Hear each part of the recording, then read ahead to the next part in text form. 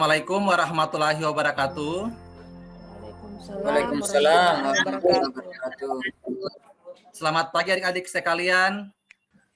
Pagi Pak. Selamat pagi Pak. Sebelum Bapak mulai pembelajaran hari ini, Bapak akan tanyakan dulu bagaimana kabar adik-adik hari ini? Baik Pak. Baik Pak. Untuk itu, sebelum pembelajaran hari ini kita mulai, mungkin akan kita awali dulu dengan doa agar supaya pembelajaran kita pada hari ini bisa berjalan dengan baik. Nah, mungkin adik Nur Hayati bisa memimpin doa? Ya Pak. Ya baiklah teman-teman, mari kita berdoa sebelum memulai pembelajaran. Doa dimulai. Selesai. Oke, terima kasih adik Nur Hayati. Sebelumnya Bapak sudah mengirim materi untuk materi pertama kita etika profesi di Google Classroom. Sudah Pak Guru kirim kemarin dan hari ini sesuai dengan jadwal itu Pak Guru tinggal mengadakan Vicon melalui aplikasi Zoom Meeting. Nah, sebelumnya Pak Guru akan mengecek kehadiran dulu melalui Tetap Maya karena Pak Guru juga sudah kirim di Classroom untuk absensi melalui aplikasi. Sekarang Pak Guru akan cek kembali untuk kehadirannya. Jika hadir, langsung dibilang saja hadir. Muhammad Basir. Hadir Pak. Donald Rahmat. Hadir Pak. Inten Indrayani. Hadir Pak. Nur Hayati Ahmad. Hadir Pak. Muhammad Yunus. Hadir Pak. Alhamdulillah semuanya hadir hari ini, berarti semuanya masih dalam keadaan sehat walafiat. Jadi tadi juga Pak Guru cek di Google Classroom semuanya juga hadir dan sekarang pada pertemuan tatap maya semuanya juga hadir. Nah, oke, untuk hari ini sesuai dengan jadwalnya Pak Guru hari ini akan mengajar mata pelajaran etika profesi. Nah, nanti akan Pak Guru tampilkan dulu slide-nya. Sudah kelihatan adik-adik? Ya Pak. Nah, oke.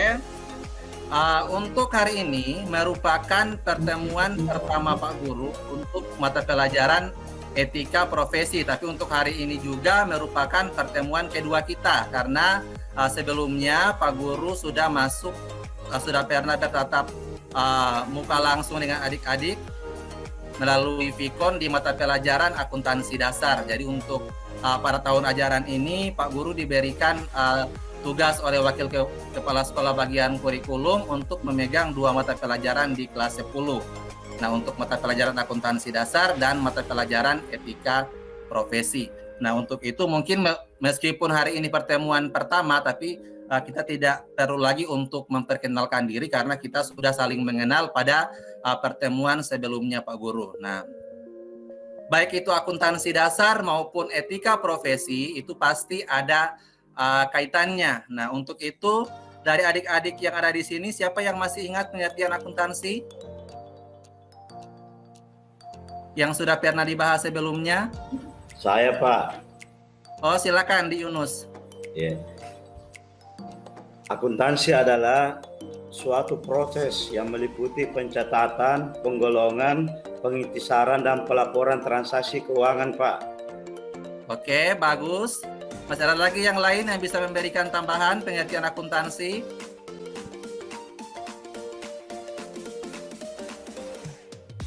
Pak.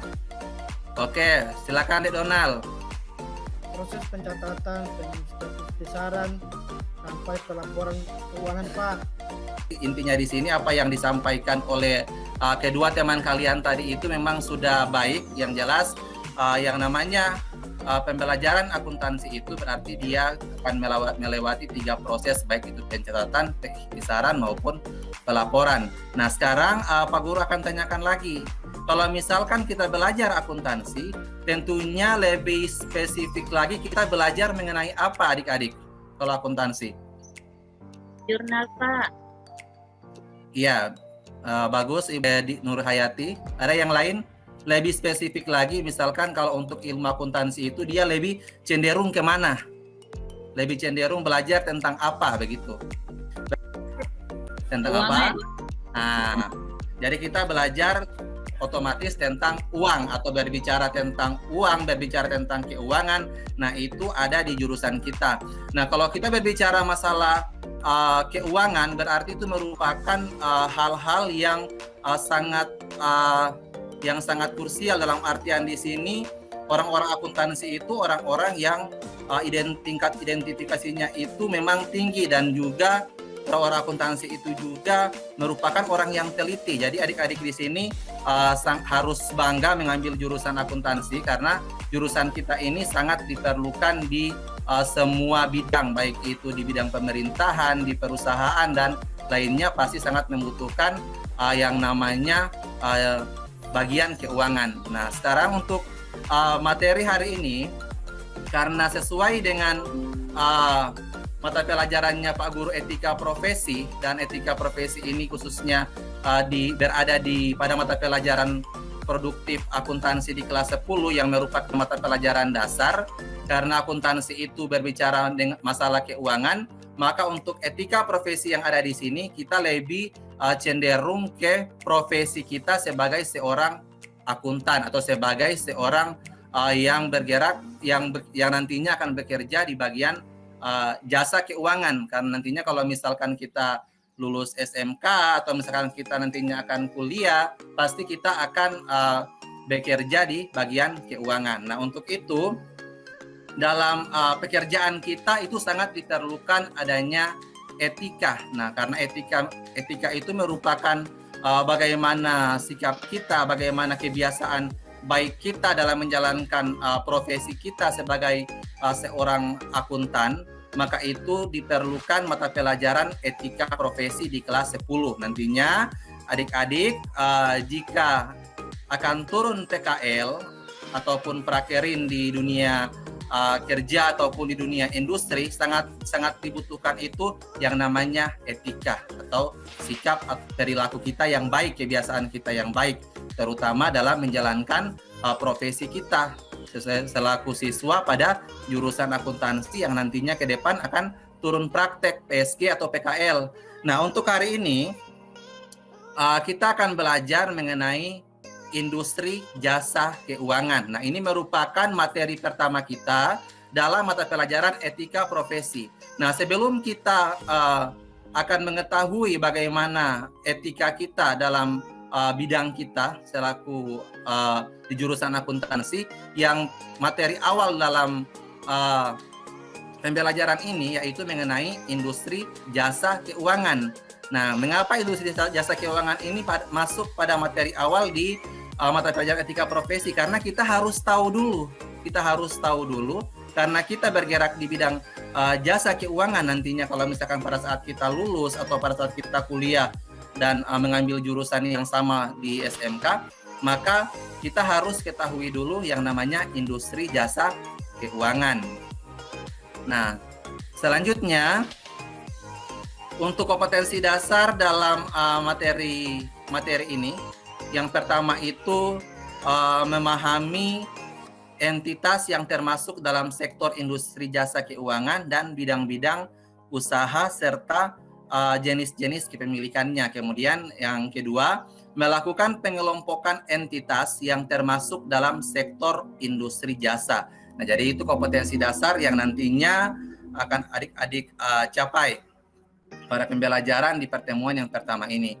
Nah, kemudian untuk tujuan pembelajaran nantinya dalam materi ini, yang pertama, adik-adik itu memahami entitas yang termasuk dalam sektor industri jasa keuangan dan bidang-bidang usaha serta jenis-jenis kepemilikannya. Kemudian yang kedua, melakukan pengelompokan entitas yang termasuk dalam sektor industri. Nah, selanjutnya Bapak akan sampaikan juga untuk penilaian Bapak. Untuk penilaiannya itu pertama Bapak ambil dari presensi, dari absensi adik-adik, kehadiran adik-adik di dalam kelas. Kemudian ada tes dan non-tes. Nah, kalau tes itu biasanya pada akhir pertemuan itu Bapak akan memberikan tugas, baik itu tugas uraian ataupun objektif. Kemudian non-tes juga biasanya untuk penilaian keterampilan itu Bapak akan memberikan tugas untuk turun lapangan, untuk observasi dan lain sebagainya. Sebelum kita mengetahui industri jasa keuangan itu apa, yang pertama itu yang harus kita ketahui dulu yaitu pengertian dari industri itu sendiri. Nah, pengertian dari industri itu sendiri sebenarnya dia apa? Nah, di sini dijelaskan bahwa secara umum pengertian industri adalah suatu usaha atau kegiatan pengolahan bahan mentah. Pengertian industri di sini, Pak Guru ambil poin pentingnya di sini, kegiatan untuk pengolahan bahan mentah atau barang setengah jadi menjadi barang jadi yang memiliki nilai tambah untuk mendapatkan keuntungan. Nah, kalau kita kaitkan dengan perusahaan, kira-kira itu masuk pada perusahaan apa? Siapa yang bisa menjawab, adik-adik? Saya Pak. Nah, silakan Pak. Dik Nurhayati. Ya. Perusahaan manufaktur. Nah, jadi benar sekali yang dikatakan oleh adik Nurhayati tadi. Kalau kita melihat proses pengolahan bahan mentah menjadi barang setengah jadi, dalam artian itu diproses melalui mesin, kemudian menjadi barang jadi, itu terlihat sangat jelas kalau itu kita masukkan ke dalam kategori perusahaan, itu masuk pada perusahaan manufaktur atau perusahaan industri. Nah, kemudian setelah kita mempelajari pengertian dari industri, di sini ada jenis-jenis industri. Nah, jenis industri di sini dia ada yang pertama jenis Nah, itu merupakan penjelasan singkat untuk industri, karena sebelum kita masuk ke industri jasa keuangan, adik-adik juga harus mengetahui dulu industri itu apa, industri jasa itu apa, dan yang terakhir industri jasa keuangan. Nah, sebelum Pak Guru masuk ke pengertian industri jasa, mungkin dari pengertian industri tadi atau jenis-jenis industri ada yang masih perlu dipertanyakan? Ingin bertanya? Boleh bertanya, Pak? Oke. Ibu, disilakan De Inten. Tadi Bapak jelaskan tentang industri padat modal sama padat karya. Padat modal itu apakah menggunakan modal saja, dan padat karya itu menggunakan pekerja saja. Bisa dijelaskan kembali, Pak, tentang hal itu? Oh iya, pertanyaan yang sangat bagus sekali, sangat menarik sekali dari De Inten tadi. Nah, jadi untuk jenis industri berdasarkan besar kecilnya modal itu kan ada dua, industri padat modal dan industri padat karya. Nah, untuk industri padat modal itu industri yang dibangun dengan modal yang jumlahnya besar. Untuk kegiatan operasional juga maupun pembangunannya itu menggunakan dana yang besar. Contohnya industri elektronik, mesin, pabrik industri. Nah, jadi ini penggunaan alat-alat teknologi yang canggih yang mereka gunakan dalam itu. Bagaimana De Inten, sudah bisa dimengerti? Sudah, Pak. Itu yang padat Oke, modal terima itu, jadi intinya pakai robot kayak itu, Pak, ya? Nah, iya, kalau yang padat modal itu dia pakai robot atau sudah menggunakan alat-alat yang canggih, yang modern. Misalkan dalam pembuatan mobil, dalam pembuatan motor. Nah, itu kan pakai robot, tidak bisa manusia yang angkat-angkat itu, alat-alatnya itu atau merakit itu. Jadi dia menggunakan robot. Nah, itu juga termasuk pada industri padat modal yang tadi itu, karena dia lebih mengandalkan teknologi dibandingkan dengan tenaga dari manusia. Nah, bagaimana De Inten? Iya, Pak. Terima kasih penjelasannya, Pak. Oke. Sudah bisa dilanjut ini? Atau kalau masih ada pertanyaan dipersilahkan. Lanjut. Bisa bertanya, Pak Guru. Oh iya, silakan Dek Fatima, silakan. Makasih, Pak. Tadi Bapak sudah jelaskan bahwasanya pengertian industri, kemudian ada hasilnya industri, Pak Guru. Menghasilkan barang dan jasa. Kalau barang saya sudah tahu, tapi kalau jasa yang mana ya, Pak Guru, contohnya? Begitu, Pak Guru. Iya.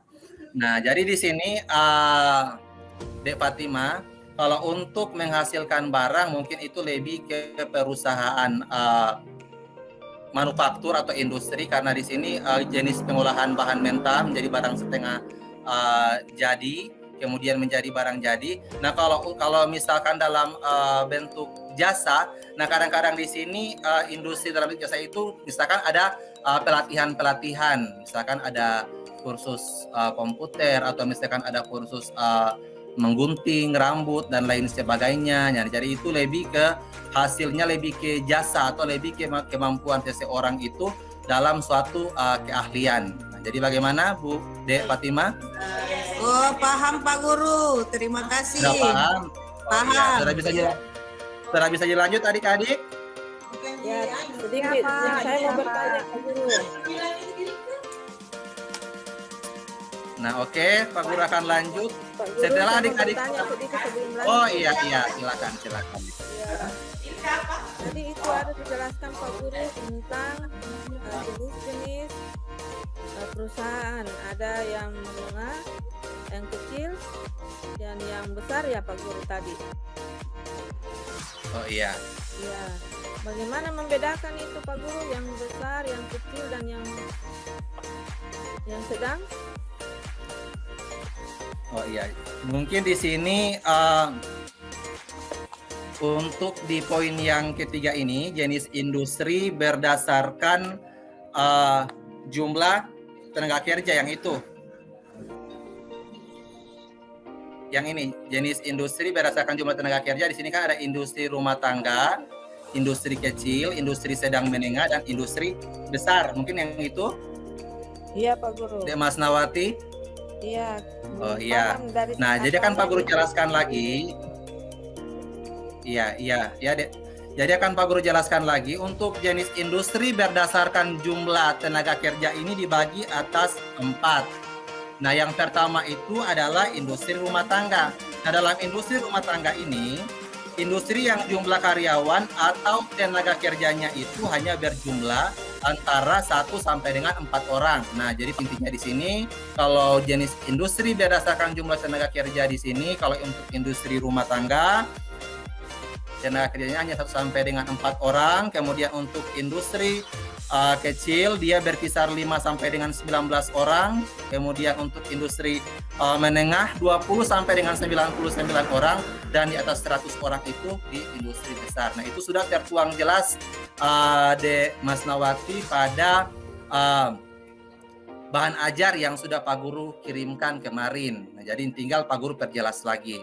Iya, Bagaimana Dek Mas Nawati, Iya sudah? Pak Guru, sudah jelas. Oke, terima kasih Dek. Jadi mungkin langsung di pembahasan yang kedua itu mengenai pengertian industri jasa. Nah, dalam industri jasa dijelaskan di sini adalah sektor bisnis. Nah, mungkin untuk industri jasa sudah jelas, atau kalau masih ada yang perlu dipertanyakan silakan. Nah, oke. Jadi akan Pak Guru lanjutkan ke pengertian industri jasa keuangan. Nah, ini merupakan inti materi kita pada hari ini. Dijelaskan bahwa jasa keuangan adalah suatu istilah yang digunakan untuk merujuk jasa yang disediakan oleh industri keuangan. Jadi di mana untuk jasa keuangan ini, untuk lembaga keuangan ini dibagi menjadi 2, yaitu lembaga keuangan bank dan lembaga keuangan non-bank. Nah, itu untuk entitas dalam sektor industri jasa keuangan. Jadi lembaga keuangan di sini ada 2, lembaga keuangan bank dan lembaga keuangan non-bank. Jadi akan Pak Guru tayangkan dulu ini. Di sini ada 2 gambar, yang di sebelah kiri dan di sebelah kanan. Nah, kira-kira dari adik-adik di sini siapa yang bisa menggolongkan gambar yang di posisi sebelah kiri itu masuk pada lembaga keuangan apa, dan yang di sebelah kanan itu masuk pada lembaga keuangan apa, terus berikan alasannya mengapa adik-adik katakan bahwa yang di sebelah kanan ini misalkan lembaga keuangan non-bank, kenapa lembaga keuangan non-bank, kemudian begitu juga di sebelah kiri misalkan lembaga keuangan bank, mengapa demikian. Nah, ada yang bisa menganalisa dari 2 gambar ini, yang bisa membedakan mana yang masuk pada lembaga keuangan bank dan yang mana masuk pada lembaga keuangan non-bank.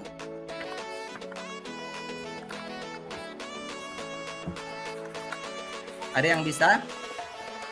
Saya kepada Dek Basir mungkin. Yang mana non-bank dan yang mana bank? Terima kasih Pak Guru. Saya lihat di sini kalau yang bank itu ada tulisannya Bank BRI. Jadi yang sebelah kiri saya ini bank ini. Yang sebelah kanan ini non bank. Nah, iya, jadi sangat jelas sekali karena untuk perbedaan mana yang masuk di kategori lembaga keuangan bank dan non bank, karena yang bank ini sudah tertulis bank. Nah, sekarang Dek Basir bisa menjelaskan kenapa bagaimana untuk lembaga keuangan bank itu sendiri dan untuk lembaga keuangan non bank itu seperti apa? Itu yang saya mau tanyakan. Atau Pak lembaga Guru. keuangan bank lebih bergerak? Saya mau bertanya Pak Guru, apa yang menjadi dasar pembedaannya? Iya Pak.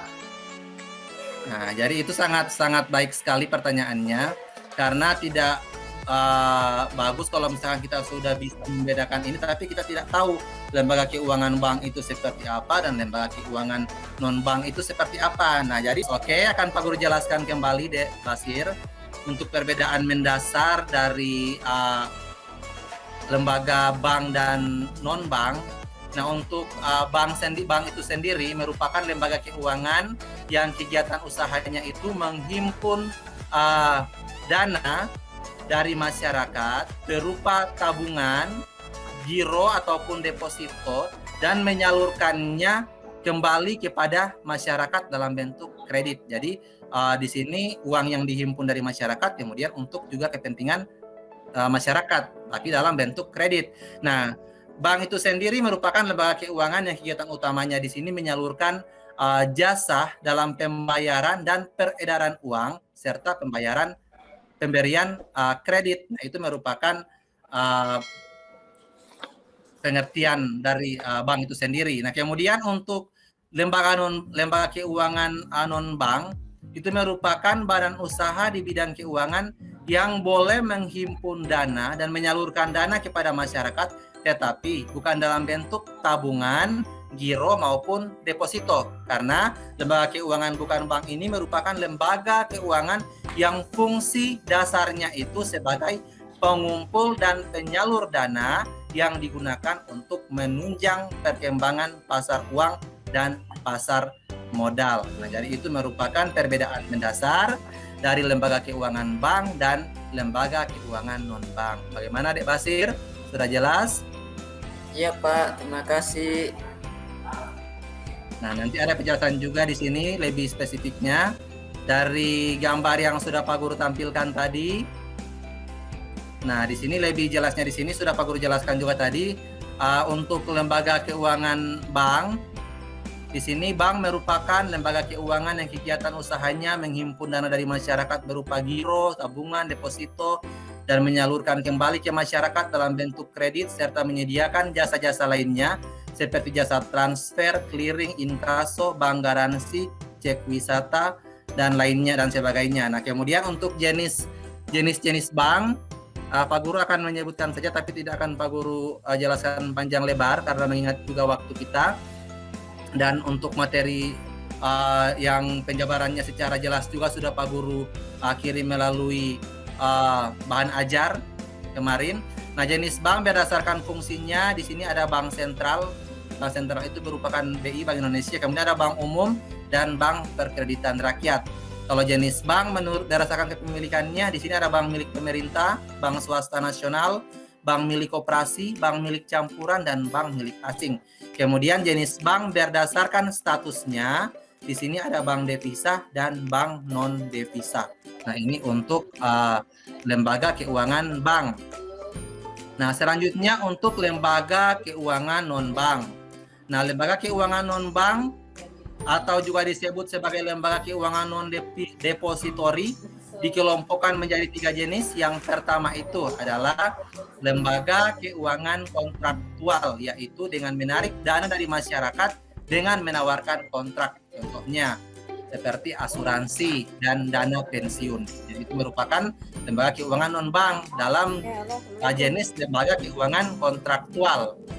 Nah, kemudian yang kedua adalah lembaga keuangan investasi, yaitu lembaga keuangan non-bank yang bergerak di bidang investasi. Contohnya perusahaan efek dan reksadana. Jadi kalau untuk jenis investasi itu penanaman modal dan lain sebagainya itu masuk pada lembaga keuangan non-bank atau lembaga keuangan non-bank jenis lembaga keuangan investasi. Dan yang terakhir, yang ketiga, lembaga keuangan pembiayaan. Nah, ini adalah lembaga yang menawarkan jasa pembiayaan sewa guna usaha, pembiayaan konsumen dan kartu kredit. Contohnya seperti perusahaan modal ventura, perusahaan pembiayaan atau finance company.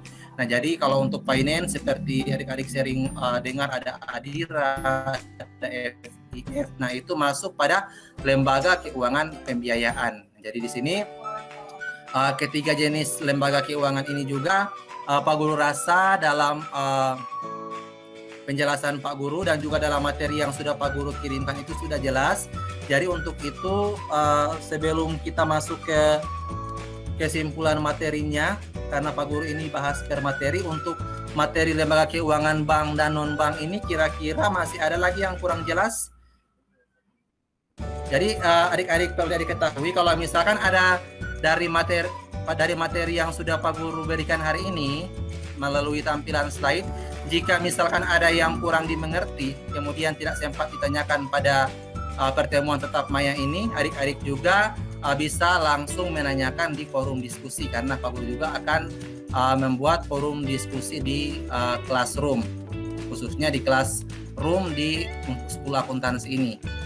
Nah, jadi bagaimana adik-adik, sudah paham mungkin atau masih ada yang kurang jelas dari penjelasan Pak Guru mengenai lembaga keuangan bank dan non-bank? Sudah, Pak. Mengenai industri jasa keuangan, karena kalau kita bekerja di bagian keuangan, tentunya kita juga bekerja dalam bidang jasa, karena kita pekerjaan kita itu bergerak di bidang jasa karena kita ditugaskan untuk mengelola keuangan atau di bagian keuangan. Nah, tentunya sebelum adik-adik belajar bagaimana etika, sikap perilaku ataupun kebiasaan yang baik dalam menjalankan profesi kita selaku seorang akuntan atau seorang yang bekerja di bagian keuangan, maka dalam materi etika profesi itu yang materi awalnya itu mengenai jasa keuangan, itu yang merupakan industri jasa keuangan, itu merupakan materi awal di pertemuan untuk mata pelajaran etika profesi. Yang setelah itu baru adik-adik langsung pada etikanya dalam menjalankan profesi kita sebagai seorang akuntan atau sebagai seorang yang bekerja di bagian akuntansi nantinya untuk. Nah, nantinya adik-adik Pak Guru akan memberikan tugas untuk tugas uraian atau untuk tugas pengetahuan di sini. Ada 3 soal yang nantinya akan Pak Guru berikan. Untuk keterampilan adik-adik sekalian, nantinya di sini sesuai dengan soalnya adik-adik akan mencari. Nah, tapi kalau untuk tugas keterampilan ini untuk observasinya ini Pak Guru akan berikan waktu selama kurang lebih 1 minggu. Nah, untuk tugas keterampilan, kalau untuk pengetahuan itu harus selesai juga hari ini dan dikirimkan juga hari ini ke Pak Guru. Kegiatan pembelajaran kita pada hari ini, siapa yang bisa memimpin doa? Basir. Oh ya, silakan. Ya, silakan deh Basir. Ya, terima kasih banyak. Sebelum kita mengakhiri pembelajaran pada siang ini, mari kita sama-sama berdoa menurut agama dan keyakinan masing-masing. Doa dimulai. Selesai. Oke, terima kasih Dek Basir. Dan pada akhir pertemuan Pak Guru sampaikan semoga di sini dari pembelajaran kita tadi mengenai industri jasa keuangan, apa yang mungkin untuk pertemuan kita hari ini cukup sampai di sini. Lebih dan kurangnya Pak Guru mohon maaf. Nanti akan dilanjutkan di forum diskusi juga di classroom. Dan untuk dari Pak Guru cukup sampai di sini dulu. Assalamualaikum warahmatullahi wabarakatuh. Dan selamat pagi. Waalaikumsalam. Waalaikumsalam warahmatullahi wabarakatuh.